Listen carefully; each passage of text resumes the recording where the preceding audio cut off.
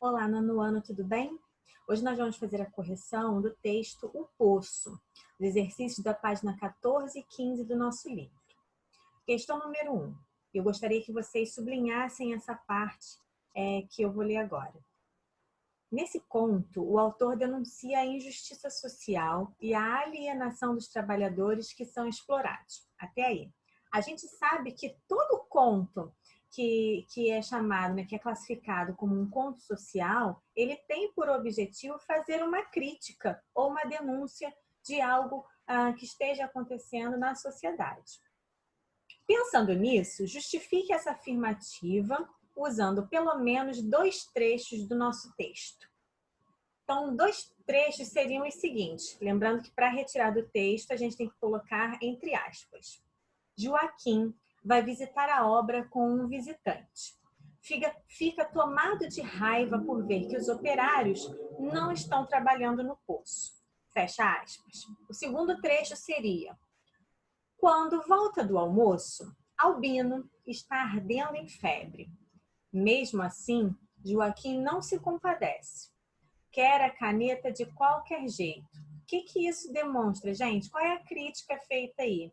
Que o dono da empresa, no caso aí o Joaquim, o chefe, ele não está se importando com os seus trabalhadores. Ele quer que eles obedeçam a sua ordem a qualquer custo. Então, essa é a crítica feita dentro do nosso texto. Questão número 2.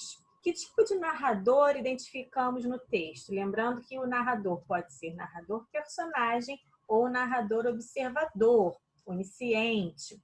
Quando o narrador é personagem, ele participa da história. E aí, a história é narrada em primeira pessoa. Os verbos estão em primeira pessoa, seja primeira pessoa do singular ou primeira pessoa do plural.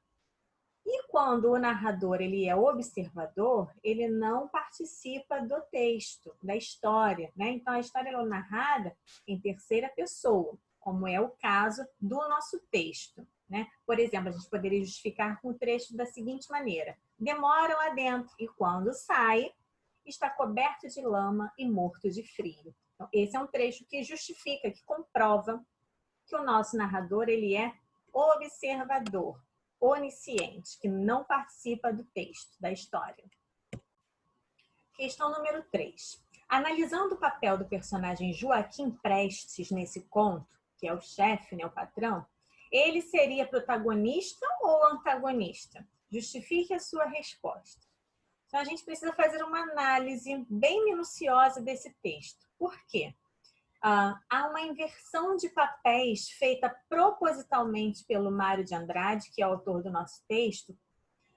Por quê, gente? De que maneira? A personagem Joaquim, ele é o protagonista.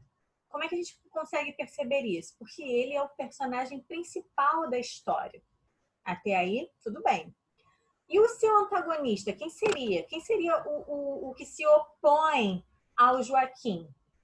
É o personagem José, porque ele enfrenta o Joaquim. Só que, no entanto, as ações que eles têm dentro do texto nos levam a considerar o contrário. A gente sabe, a gente tem uma ideia de que o protagonista é aquele personagem bonzinho. E, nesse caso, o Joaquim não é o bonzinho. Ele é a personagem principal, portanto, ele é o protagonista, mas ele não é o bonzinho. Então, o que a gente vai retirar de lição daí?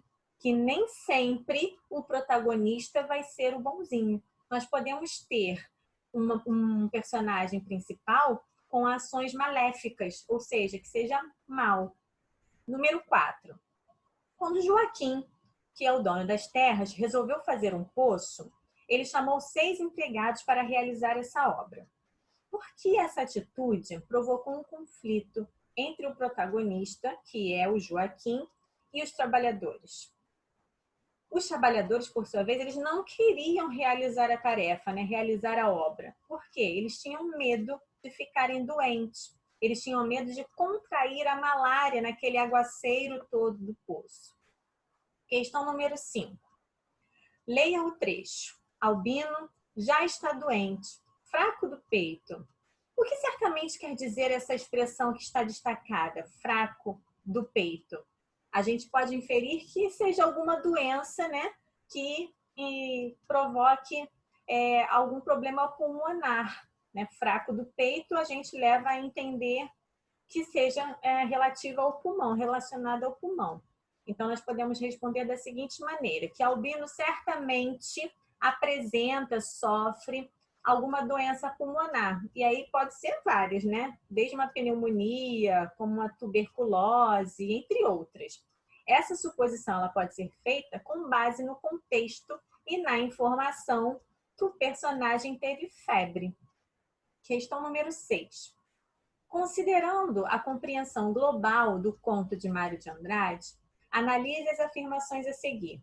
Afirmação número 1. Apesar da febre, Albino consegue reaver a caneta de Joaquim.